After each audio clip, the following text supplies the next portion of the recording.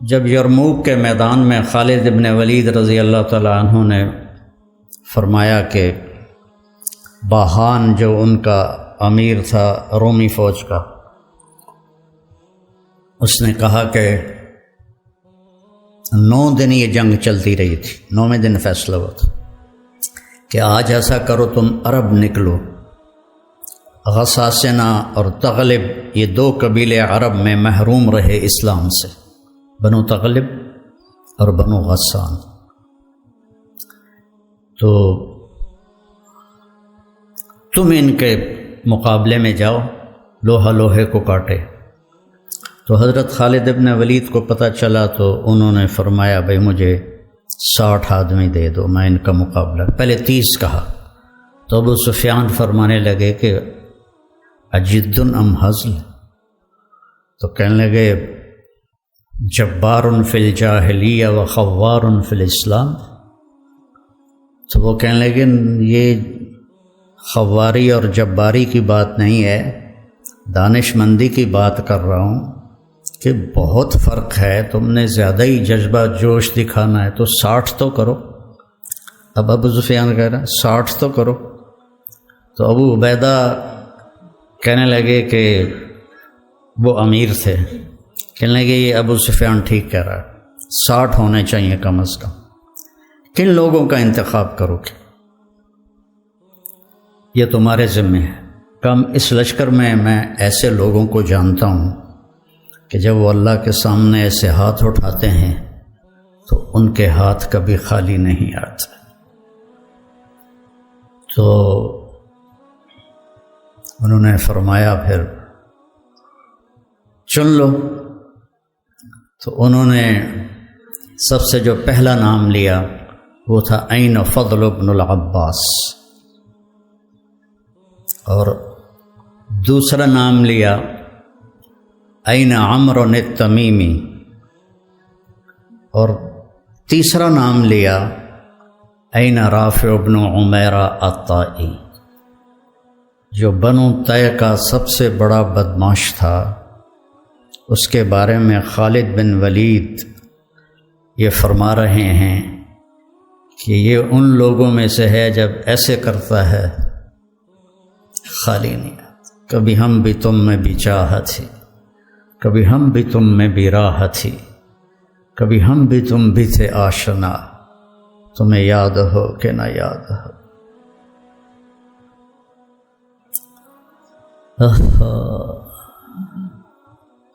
یا ابن آدم منی لک محب، یا ابن آدم،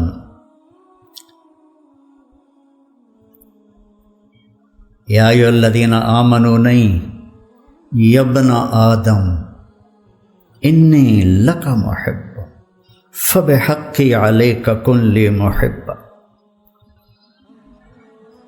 تو وہاں سے تو یہ ندا آج بھی ہے، کبھی ہم بھی تم میں بھی چاہت تھی، کبھی ہم بھی تم میں بھی راہ تھی، کبھی ہم بھی تم بھی تھے آشنا، تمہیں یاد ہو کہ نہ یاد ہو۔ وہ پھر باتیں ادھر ادھر ہو رہی ہیں۔ پہلا لشکر جو شام میں داخل ہوا وہ عامر بن عاص کا تھا رضی اللہ عنہ، 8000 کا دستہ تھا ان کا، تو انہیں پتہ نہیں تھا اور روم تیاری کر کے بیٹھے تھے۔ وہ 1 لاکھ کا لشکر جرجیس ان کا سردار تھا، انہوں نے دفعتاً حملہ کیا اور 1 لاکھ اور 8000، تو انہوں نے ان کو چاروں طرف سے گھیر لیا۔ تو واصلہ بن اسقع رضی اللہ تعالیٰ عنہ یہ اصحاب صفہ میں سے تھے پہلے، وہ کہتے ہیں کہ ہمیں رجز بھول گئے۔ عرب لڑائی میں جو شعر پڑھتے تھے انہیں رجز کہتے تھے، کہ ہمیں رجز بھول گئے اور ہم نے سمجھا ہا ہن المحشر اليوم، آج یہیں ہماری قبریں بنیں گی، اور ما کان قولنا الا ان یا رب محمد انصر امت محمد، ہم سب کی زبانوں پر ایک بول تھا، یا رب محمد انصر امت محمد۔ وہ بیت اللہ کی 40 منٹ کی دعائیں نہیں تھیں، اور 30 لاکھ کے مجمع کی آہ و بکا نہیں تھی، ایک لفظ یا رب محمد انصر امت محمد۔ عبداللہ بن عمر بھی اس لشکر میں تھے، فرماتے ہیں کہ جب زوال ہوا اور سورج ڈھلا تو میری نظر پڑی آسمان پر، تو ان فرجت فی السماء فرجۃ، میں نے دیکھا آسمان پھٹ گیا، وخرجت منہا خیول شہب، اور شہابی رنگ کے گھوڑے جن کے اوپر سوار اور ان کے سفید عمامے، ویقودہم فارس، اور ان کے آگے ایک سوار، سب کے ہاتھوں میں نیزے۔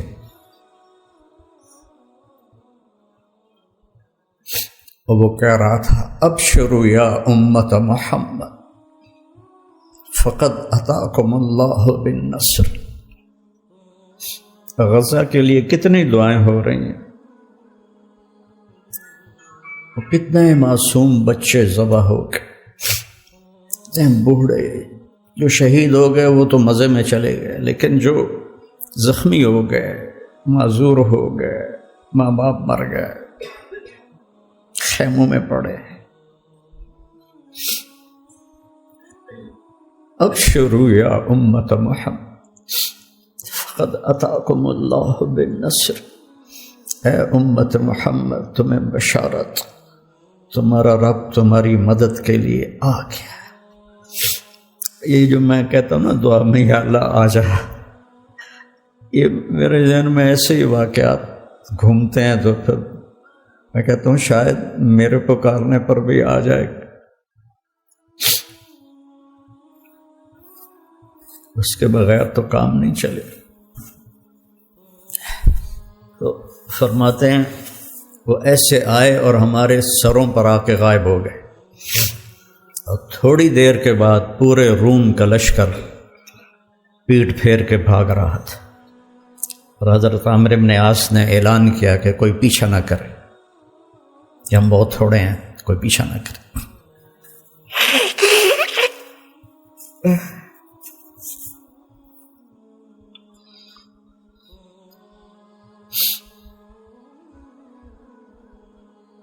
تھے ہمیں یہ کہ تیرے مار کا آ رہا ہوں، خشکیوں میں کبھی لڑتے کبھی دریاؤں میں، دی اذانیں کبھی یورپ کے کلیساؤں میں، کبھی افریقہ کے تپتے ہوئے صحراؤں میں، شان آنکھوں میں نجچتی تھی جہانداروں کی، کلمہ پڑھتے تھے ہم چھاؤں میں تلواروں کی، تجھ سے سرکش ہوا کوئی تو بگڑ جاتے تھے، تیغ کیا چیز ہم توپ سے لڑ جاتے تھے، نقش توحید کا ہر دل پہ بٹھایا ہم نے، زیر خنجر بھی یہ پیغام سنایا ہم، دشت و دشت ہیں دریا بھی نہ چھوڑے ہم نے، بحر ظلمات میں دوڑا دیے گھوڑے ہم۔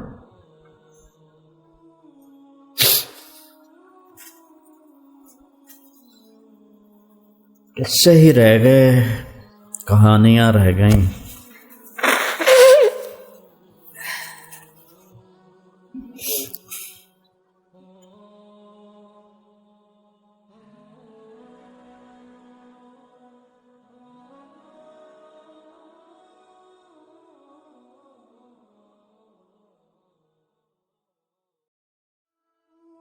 تم بتا رہا ہوں کہ وہ دو عار کیسا بنا۔ ایک واقعہ اور یاد آ گیا، جب یرموک میں سارے اکٹھے ہو گئے روم، تو حضرت خالد اور ایاز بن غنم یہ عراق میں لڑ رہے تھے، دو لشکر۔ تو حضرت ابوبکر صدیق نے خالد بن ولید سے فرمایا کہ تم فوراً شام پہنچو اور وہاں لشکر کی کمان سنبھالو۔ تو ایک صحرا تھا، 1 ہفتے کا سفر، دوسرا راستہ جو تھا چلتا ہوا وہ 21 دن کا تھا۔ تو خالد بن ولید نے فرمایا کہ میں صحرا پار کروں گا۔ تو سب نے کہا ہلاک ہو جائیں گے۔ کہنے لگے جس لشکر میں رافع ابن عمیرہ ہو وہ ہلاک نہیں ہوتا، جس لشکر میں رافع ابن عمیرہ ہو وہ ہلاک نہیں ہوتا۔ پار کر گئے۔ پھر آپ نے فرمایا یا عدی واللہ لتفتحن کنوز کسریٰ۔ تو عدی نے تو کسریٰ کا جاہ جلال دیکھا تھا اور مدینے کے فقراء دیکھ رہا تھا، صحاب صفا، تو وہ ہضم نہ ہوا۔ کہنے لگے اکسریٰ بن ہرمز، کس کسریٰ کی بات کر رہے ہو؟ روٹی کے ٹکڑے کو بھی کسریٰ کہتے ہیں۔ کس کی بات کر رہے ہو؟ اکسریٰ بن ہرمز، ہرمز کا بیٹا کسریٰ؟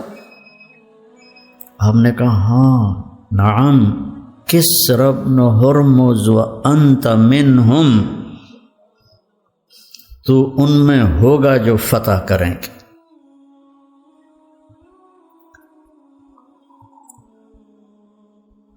حضرت عمر کے زمانے میں جب کسرِ ابیض کا گھیرا کیا تو عدی بن حاتم نے کہا اللہ اکبر صدق اللہ ورسولہ۔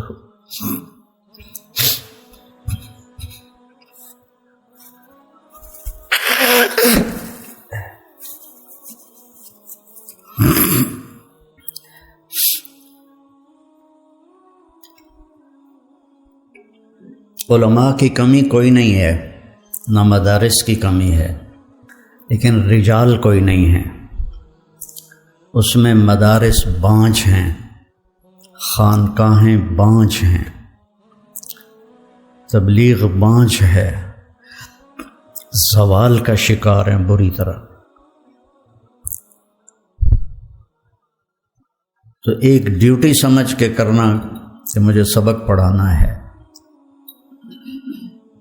تو وہ سوچ بہت حقیر ہے جو آگے منتقل ہوگی۔ لیکن یہ سوچ کہ ہم نے اس دنیا کو چھوڑنے سے پہلے ایسے لوگ تیار کرنے ہیں جن کو دیکھ کر لوگ کہیں کہ یہ قرآن جا رہا ہے،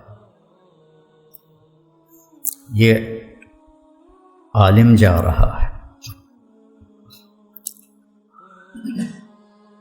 اب یہ اللہ کی مدد کے بغیر تو ہو نہیں سکتا۔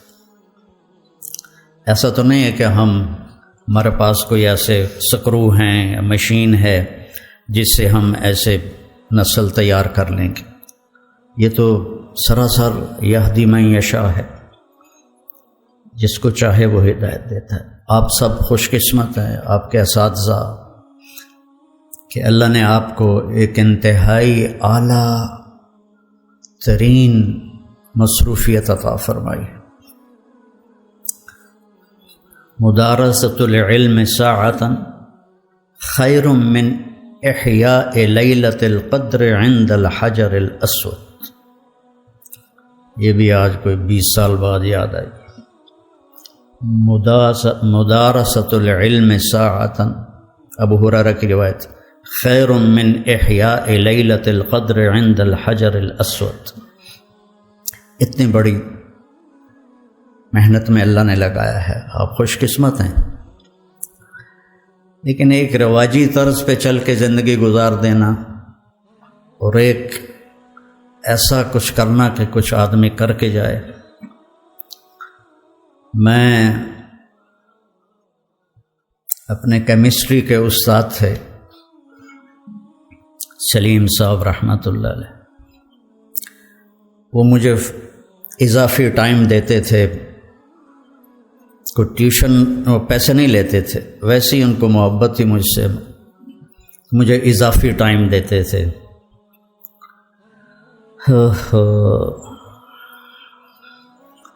تو اس دن میں نے ہلکے سبز رنگ کی پتلون پہنی ہوئی تھی اور اوپر جو شرٹ تھی میری وہ بھی ہلکے سبز رنگ کی تھی، اس پر نقش و نگار تھے، اور یہ بھورے رنگ کی میرے ہاتھ میں تھی ڈائری لکھنے، نوٹس لکھنے کے لیے. تو چونکہ مجھے پڑھنے کا شوق نہیں تھا تو وہ ماں باپ بھی پیچھے لگے ہوئے تھے، ان کا تعلق تھا والدین سے، تو لہذا وہ بھی، تو غالباً وہ مجھے ترغیب دے رہے تھے کہ پڑھیا کر، ڈاکٹر بن. تو میں اٹھ رہا تھا، تو اٹھتے اٹھتے میں وہاں تک پہنچا جہاں یہ کیمرہ ہے. تو میں نے پیچھے مڑ کے کہا استاد جی، سر، ان کو سر کہتے تھے، سر دنیا میں ایک دفعہ آئے ہیں، کوئی ایسا کام کر کے جائیں کہ دنیا یاد رکھے. مطلب ڈاکٹر تو بہت پھر رہے ہیں. تو ان دنوں راشد منہاس تھے ایک پائلٹ، جنہوں نے وہ بنگالی 71 میں طیارے کو اغوا کر کے لے جا رہا تھا. تو انہوں نے اس کے اوپر جمپ مارا تو وہ طیارہ گرا، وہ شہید ہو گئے. تو ان کو نشان حیدر ملا. 21-22 سال ان کی عمر تھی. تو وہ پنجابی میں کہنے لگے، اوے راشد منہاس کوئی کوئی ہوندا ہے. یہ ان کا لہجہ تھا، اے راشد منہاس کوئی کوئی ہوندا ہے. تو میں ایک دم مایوسی میں چلا گیا. میں نے کہا تو ٹھیک کہہ رہے ہیں، میرا تو کام گانے سننا، فلمیں دیکھنا، فضولیات لا، یعنی تو راشد منہاس تو کوئی کوئی ہوتا ہے. تو اللہ تعالیٰ نے پتہ نہیں کسی کی دعا لگی یا اللہ نے اپنا فضل فرمایا، اسی کا فضل ہے. اللہ تعالیٰ نے ایسا میرے ساتھ نظام چلایا کہ میں قیامت تک بھی سجدے میں پڑا رہوں تو اس کا حق ادا نہیں ہو سکتا.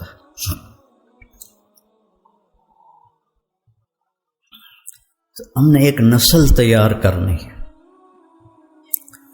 جن کا اللہ سے تعلق مضبوط ہو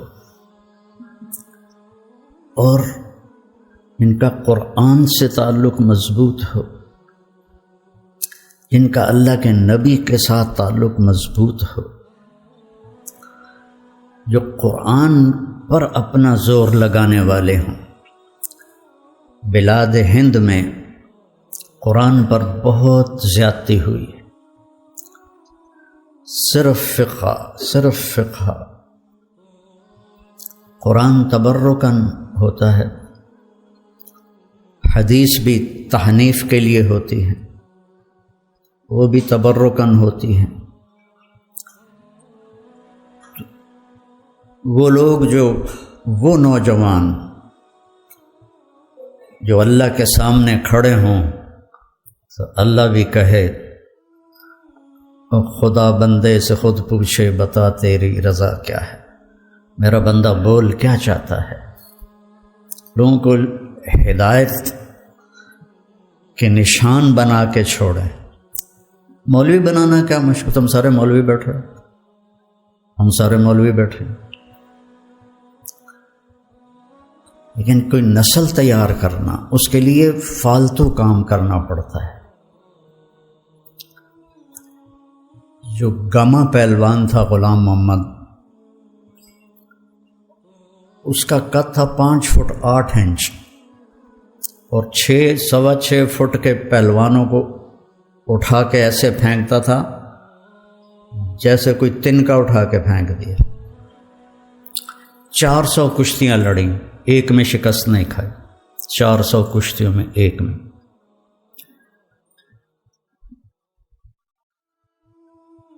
5000 وہ ڈنڈ نکالتا تھا اور 5000 وہ بیٹھ کے نکالتا تھا اور 3000 ڈنڈ نکالتا تھا کمر پہ وزن رکھ کے.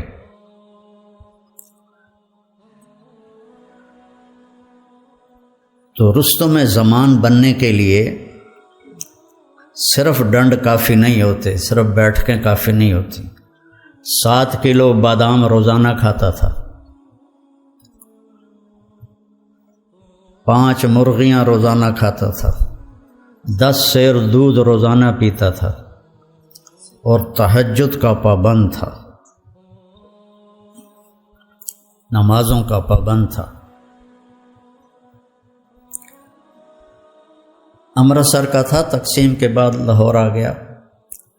ایک یعنی اس کی برداشت کیسی تھی، ایک سبزی والے سے سبزی لینے لگا تو وہ اس کوئی بھاؤ تاؤ میں کمی بیشی کی بات ہوئی تو اس نے وہ ہوتا ہے نا وہ جو تولنے کے لیے جو باٹ رکھے ہوتے ہیں، اس نے اٹھا کے گاؤں میں گھمار، اس کے یہاں لگا، خون نکل آیا تو اس نے پگڑی کھول کے وہ اس کو بل دے کے نا بند کر دیا اور چل پڑا۔ تو لوگوں نے کہا پہلوان جی رستم زمان اے ماڑا جا بندہ تجھے پھوک مارو تو اڑ جائے۔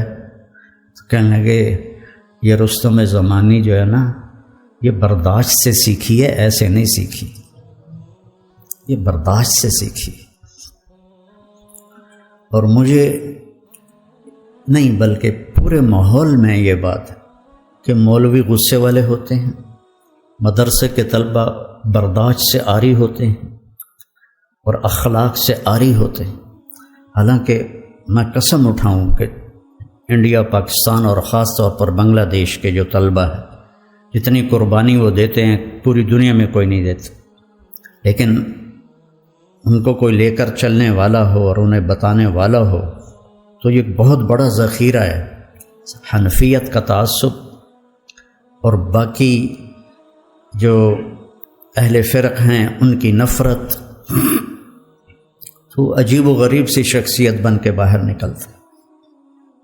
ہم نے انہیں مومن بنانا ہے، مسلم بنانا ہے، موحد بنانا ہے، مصدق بما جاءت بہ الرسل بنانا ہے۔ ہاں ہماری ترجیحات میں ابو حنیفہ ہیں رحمہ اللہ تعالی، اس کی جو تعبیر اہل دیوبند نے کی ہے اس کو ہم زیادہ صحیح سمجھتے ہیں، لیکن باقیوں کے لیے نفرت پالنا، باقیوں کے لیے بغض پالنا، باقیوں کے لیے حقارت پالنا، تو پھر ہم نے کچھ بھی نہیں سیکھا۔ اور پھر اللہ نے ہمیں دعوت کی نسبت دی ہے۔ داعی تو کام ہی ہے کہ حقیر سے حقیر کو سینے سے لگانا، بڑے سے بڑے مجرم کو سینے سے لگانا۔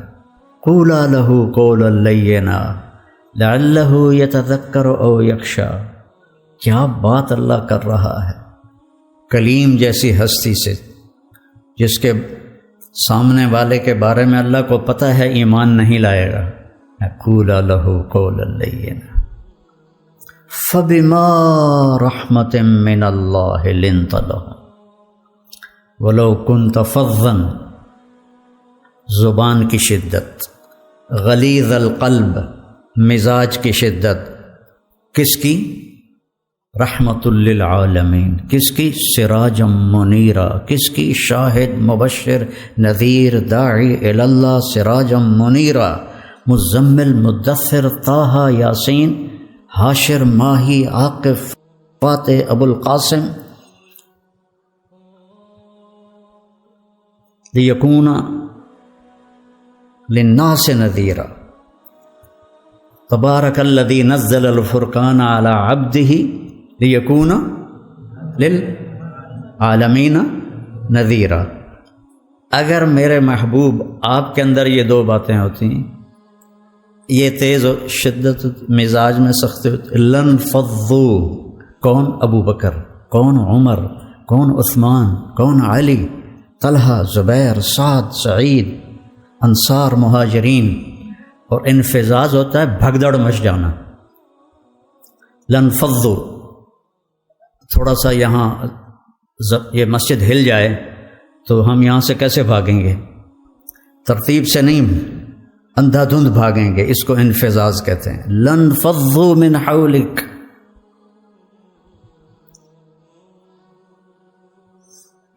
تو میرے عزیزو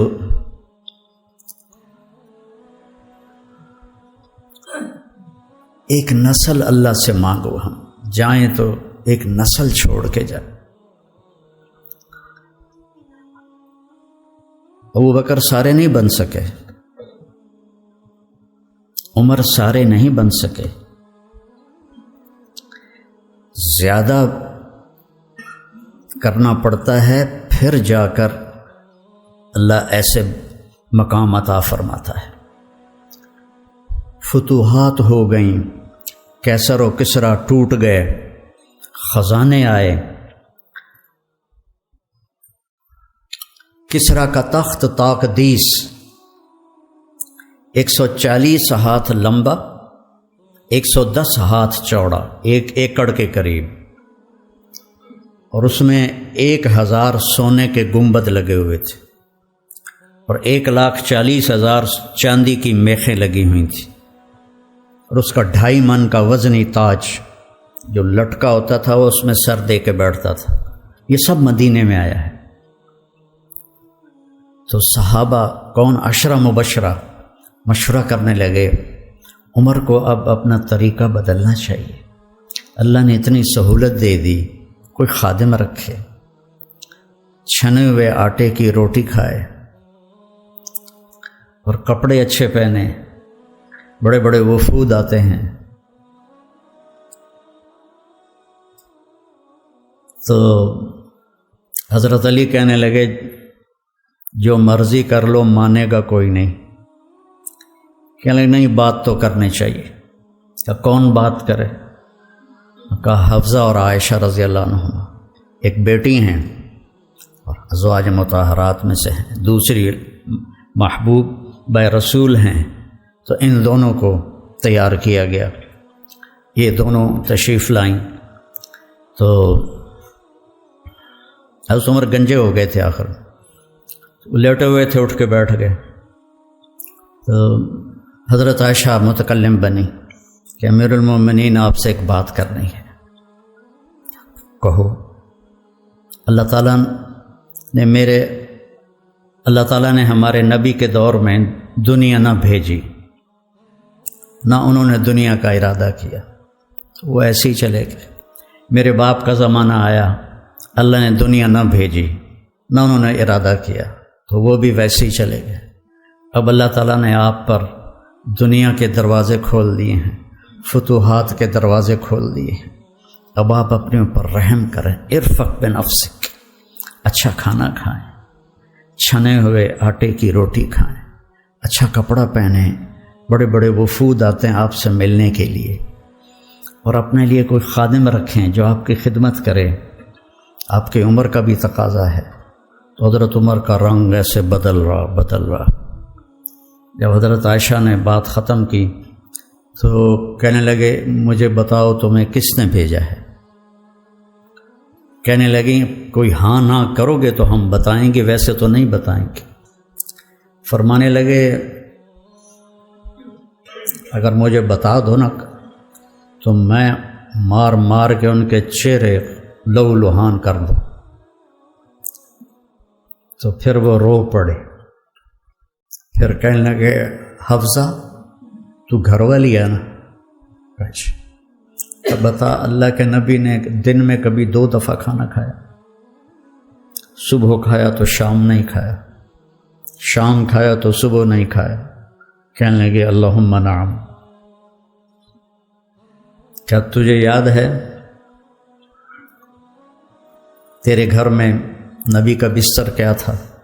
ایک بوریا تھا جس کو تو دوہرا کر کے بچھاتی تھی، ایک رات تو نے اس کی ایک تہہ اور لگا دی۔ تو آپ نے پوچھا حفصہ میرا بستر بدل دیا ہے؟ کہ نہیں یا رسول اللہ، وہی ہے، ایک تہہ اور لگا دی تاکہ آپ کے لیے نرم ہو جائے۔ کہ اسے واپس اسی طرح کر دے، مجھے رات کو اٹھنے میں مشکل پیش آئی ہے۔ حفصہ تجھے یاد ہے ایک دفعہ تو نے کھانا ایک تپائی پہ رکھ کے دیا تھا، تو اللہ کے نبی نے اٹھا کے زمین پہ رکھا تھا اور فرمایا تھا میں جیسے غلام کھاتے ہیں میں ایسے کھاؤں گا۔ اور تجھے یاد ہے اللہ کے نبی کے پاس ایک ہی جوڑا ہوتا تھا اور اس کو خود دھوتے تھے، اور بلال آ کر کہتے تھے کہ یا رسول اللہ الصلاۃ، تو آپ فرماتے تھے بلال میرے کپڑے خشک نہیں ہوئے۔ نماز لیٹ ہو جاتی تھی کہ دوسرا جوڑا نہیں ہوتا تھا۔ کہنے لگے جی ہاں۔ کہا تجھے یاد ہے کہ ایک دفعہ جوڑا بھی نہیں تھا اور آپ نے ایک انصاری عورت سے چادر منگوائی تھی اور وہ لپیٹ کر جا کے نماز پڑھائی تھی، وہ تمہیں یاد ہے؟ کہنے لگے جی ہاں۔ ساروں قطار رونے لگے۔ فرمایا عائشہ حفصہ جنہوں نے تمہیں بھیجا ہے انہیں جا کے کہو کہ 3 دوست تھے جو ایک منزل کی طرف چلے، پہلا چلا وہ پہنچ گیا، دوسرا چلا وہ بھی پہنچ گیا، اب تیسرا راستے میں ہے، ان کی راہ پر چلے گا تو ان تک پہنچے گا، اگر اس سے ادھر ادھر ہوا تو بھٹک جائے گا۔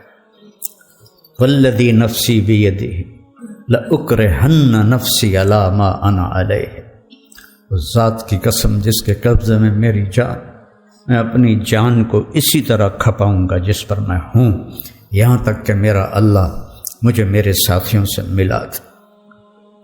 جب خنجر لگا اور امید کوئی نہ رہی بچنے کی تو آپ نے عبداللہ بن عمر کو بلایا اور فرمایا کہ جاؤ اماں عائشہ سے کہو کہ عمر امیر المومنین نہ کہنا، اب میں امیر المومنین نہیں ہوں۔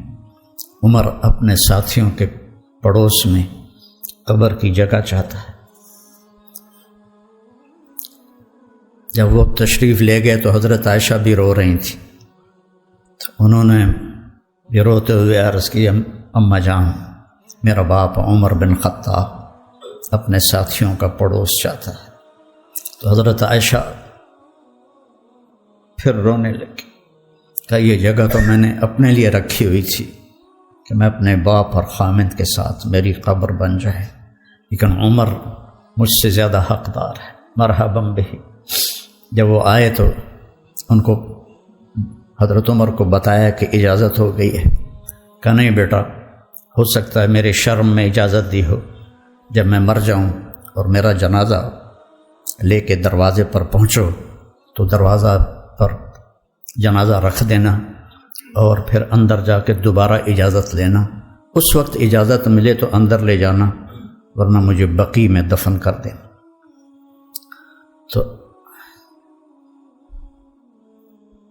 حضرت علی اور حضرت حسن آئے تو گھبراہٹ دیکھی تو حضرت علی نے فرمایا موت سے ڈر گئے ہو؟ تو سنو نہیں، موت سے نہیں، ما بعد الموت سے ڈر رہا۔ کون ہے؟ لو کان بعدی نبی لکان، بول لکان عمر، کہہ رہے موت نہیں، موت کے بعد سے ڈر رہا۔ تو حضرت علی نے فرمایا نہ ڈرو، میں گواہی دیتا ہوں، میں نے اپنے نبی سے سنا کہ سیدہ کہول اہل الجنت ابو بکر و عمر۔ تو حضرت عمر کہنے لگے حشر کے دن گواہی دو؟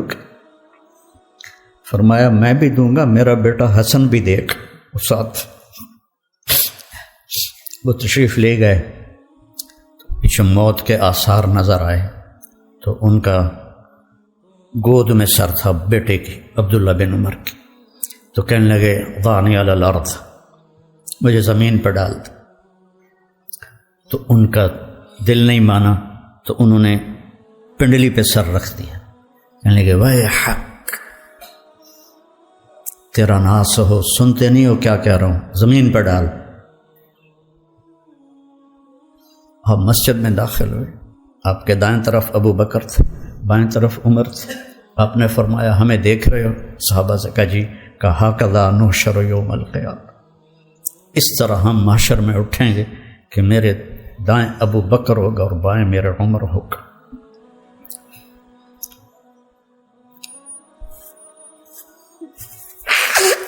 آپ نے حضرت حفصہ کو طلاق دی تو اللہ کا فرشتہ آیا کہ میرے عمر کو تکلیف ہوگی، رجوع کرو،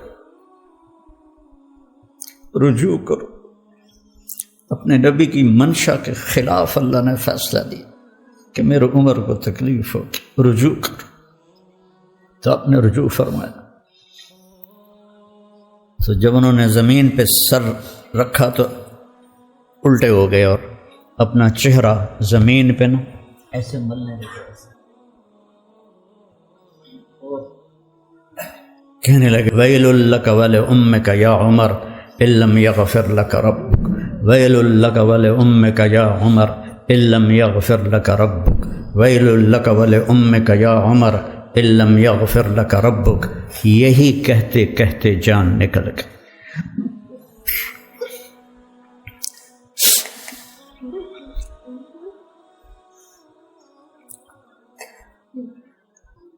تو برٹن رسل نے کہا، جو ایک دہریہ تھا، انگریز مفکر، اگر ایک عمر اور ہوتا تو پوری دنیا میں اسلام پھیل جاتا، اور سارے صحابہ مرید تھے اور یہ مراد تھے۔ اعز الاسلام باحد العمرین وبعمر بن الخطاب خاصۃ۔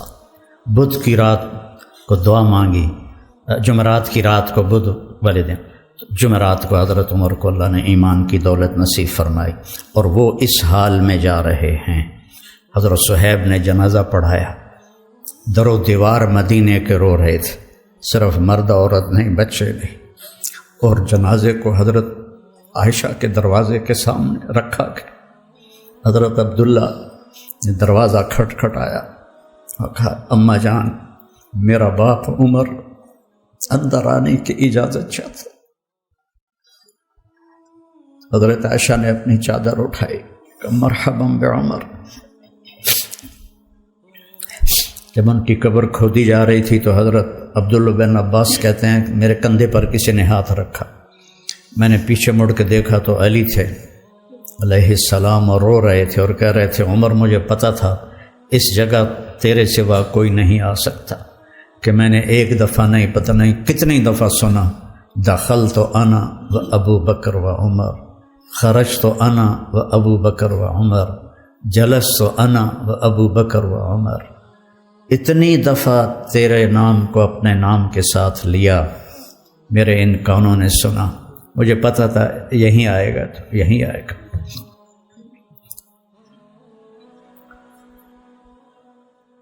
صحابہ تو سارے معزز و محترم ہیں، لیکن جنہوں نے اپنے آپ کو کچھ کھپایا وہ پھر آج ہم ان کا ذکر کر کے رو رہے ہیں،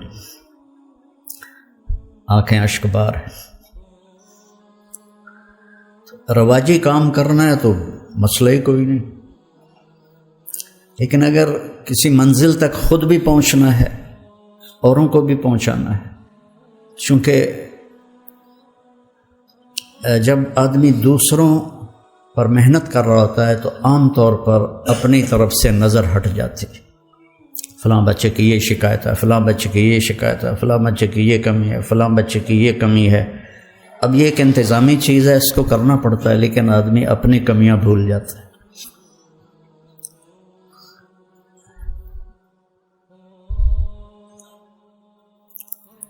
ابن سیرین کے حسن بصری کا قول ہے کہ میں نے 70 صحابہ کی صحبت اٹھائی جو اپنے اوپر نفاق کا ڈر رکھتے تھے، نافق حنظلہ، نافق حنظلہ۔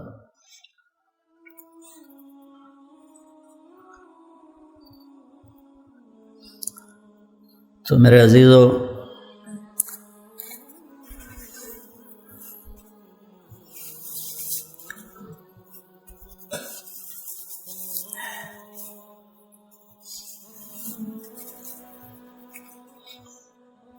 مجھے سمجھ میں نہیں آ رہا کہ میں کس طرح وہ بات آپ کے سامنے پیش کروں جو میں کہنا چاہتا ہوں۔ ایک دفعہ زندگی ملی ہے، میرا عاصم کہا کرتا تھا کہ بابا اللہ کے اس نبی کے اس بول میں کتنی تسلی ہے، لیس علی ابیک کرب بعد الیوم، بیٹی آج تیرے باپ کے کرب کا آخری دن ہے، آخری تو موت تک کی جنگ ہے اپنے آپ کے ساتھ۔ اس اس میں راحتوں کو قربان کرنا پڑتا ہے، اپنی ذات کو یاد رکھنا پڑتا ہے۔ کتنے مولوی اس سے پوچھتے ہیں کہ کوئی ایسی تفسیر بتائیں جس میں نکتے بیان کیے گئے۔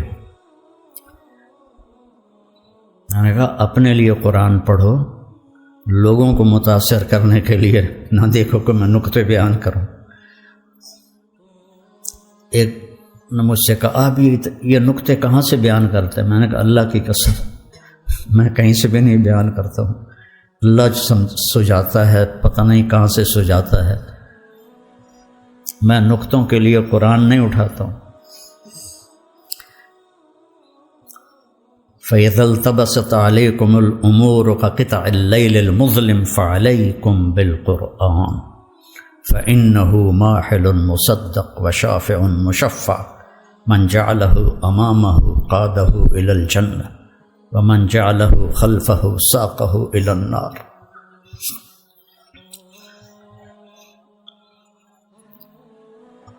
اللہ آپ سب بچوں کو قبول فرمائے۔ میں تو اب 70 سال سے بھی آگے چلا گیا ہوں، تو نہ جانے بلا لے پیا کس گھڑی، اب تو زندگی کے اس حصے میں سے گاڑی گزر رہی ہے کہ نہ جانے بلا لے پیا کس گھڑی، تو کیا کرے گی اری دن کے دن۔ تو آپ میرا سرمایہ ہیں، یہ سارے استاد، آپ بھی اب سارے استاد ہو۔